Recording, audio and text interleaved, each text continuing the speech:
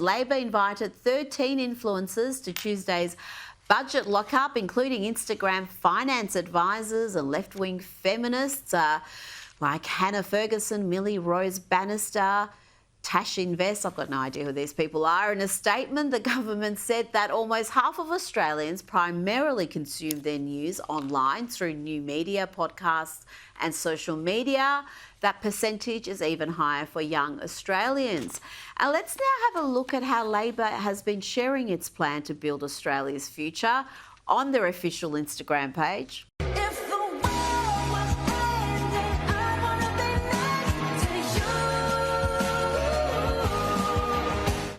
Okay, and then there was this. What do you think of Peter Dutton? Personally, he's very amiable. Politically?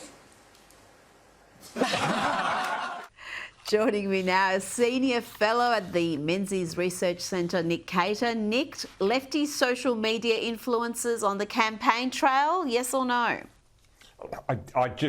I'm not really sure, Rita. I think if they want influencers and they really want to be talking to people like you, professional journalists who still actually, the majority of people get their news, particularly on something like the budget, from the mainstream media, and that's who they should be talking to. But presumably they think they'll get a bit of a softer ride from these people. I had a look at some of these influencers, what they posted from Canberra. One was they spent half the Instagram telling us what they bought in the supermarket by way of food to keep them going. Another one was complaining that there were 4 hours in the lockup without internet and it was hell. I would have thought it would be quite pleasant, actually. But anyway, that's it. It's all pretty shallow, pretty ordinary. I don't think these people really have that much influence. And if they do, the people they're influencing must be even more insignificant than they are. So I think it's a bit of a gimmick, to be honest. It'll be interesting to see if it does have an impact, because that younger demographic can be harder to reach.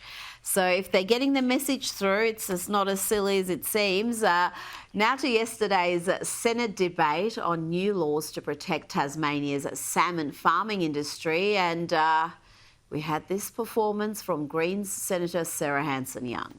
On the eve of the election, have you sold out your environment credentials for a rotten, stinking extinction salmon? Extinction salmon. Senator Hanson-Young, remove the prop from the chamber. Really is a bit of a circus. Unfortunately for Sarah, the stunt didn't really convince anyone. The law passed the Senate. Nick, the Greens, are they going to come up with more imaginative ways to grab headlines?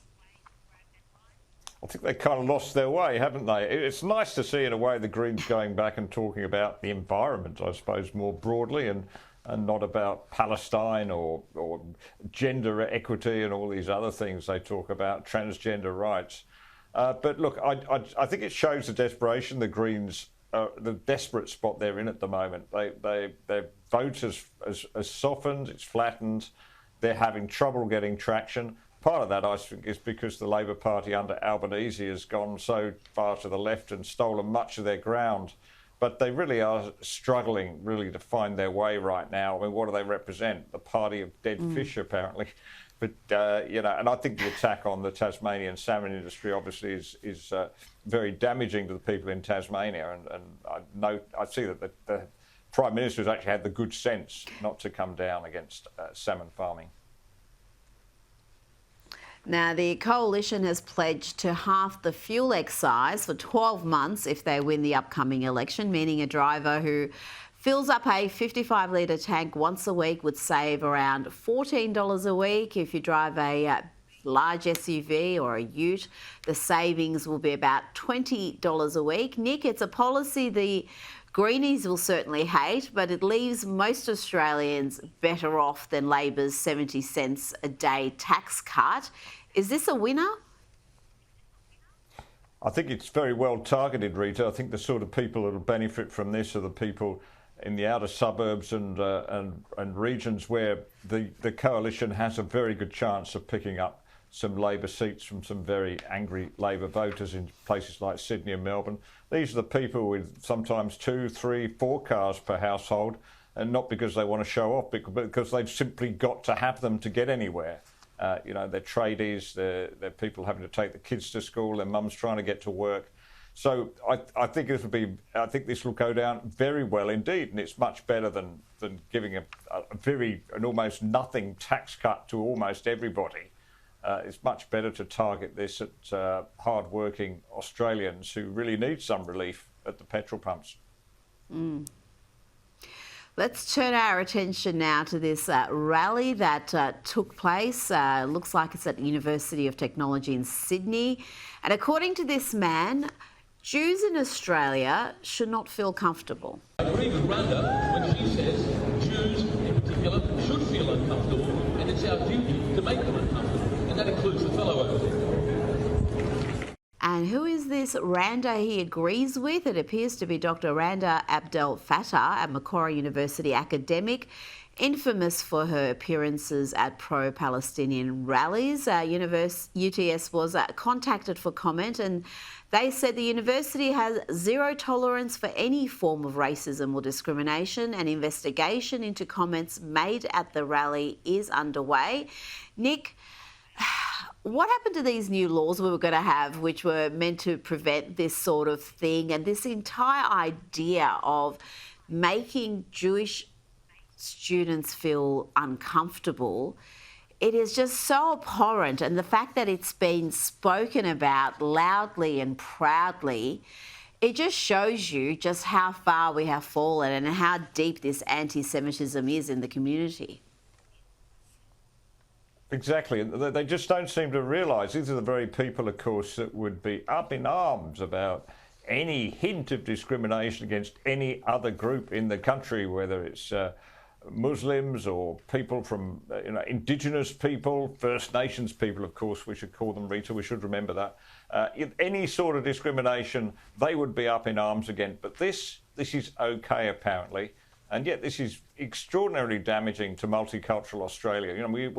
We'd got to a position, I thought, in Australia where we just, race didn't matter. Those things didn't matter. These people are making it matter again in a very, very ugly way. And most Australians, I think, would be deeply uncomfortable about the fact that this sort of thing is not only going on, but apparently is condoned. Now let's talk about DEI, ESG in the corporate sector. The Australian report's founder of software titan Technology One, Adrian DeMarco, says the best people are staying away from public boards because listed Australian companies have become too woke, and that Donald Trump's war on DEI programs is a wake-up call. He also said, it's the reason I won't sit on public boards because it's just too inefficient. Nick, DeMarco argues that superannuation funds with all their DEI mandates just have too much influence on how publicly traded businesses run their affairs. Do you agree with that? I do. I want a superannuation fund to invest my money where it's going to make the most money, not according to some artificial criteria about DEI or ESG or any of these other things. They're not, of course. But it's interesting, isn't it? These companies, they're investing so much of our money that we have to give them. By the way, we don't have any choice about investing in super in this country. And that they just live off the profits of it and just operate their business in an entirely ludicrous way. But there's certainly a backlash coming against this, not just in the US. You can see it here too, and I'm convinced that the tide is changing, Rita. It might take quite a while to change in places like the university and our ABC, but I think in the corporate world they're beginning to see the light. Well, let's hope so, because it is just rife throughout the corporate world. The left's march through the institutions may have started in academia, but my gosh, they have progressed and they are really dominating in the corporate world as well when it comes to corporate culture, and it's creating so many problems. Now, we've got a long way to go, though, to get to the UK, where they've just seemed to completely lost the plot. you got a pedophile migrant here, Nick, who assaulted a teenage girl in Britain, but has been allowed to remain in the country because the judge has ruled that deporting this sex offender would be unduly harsh. And one of the reasons argued was that it would be inhumane or degrading treatment if he was sent back to Pakistan because of his alcoholism. So the alcoholism has helped him remain in the UK despite his horrendous track record. It's extraordinary, isn't it? It's just like they're looking for an excuse, Rita. I mean, this just doesn't stand up to the light of day, this kind of argument. Any excuse to allow this paedophile to stay in Britain.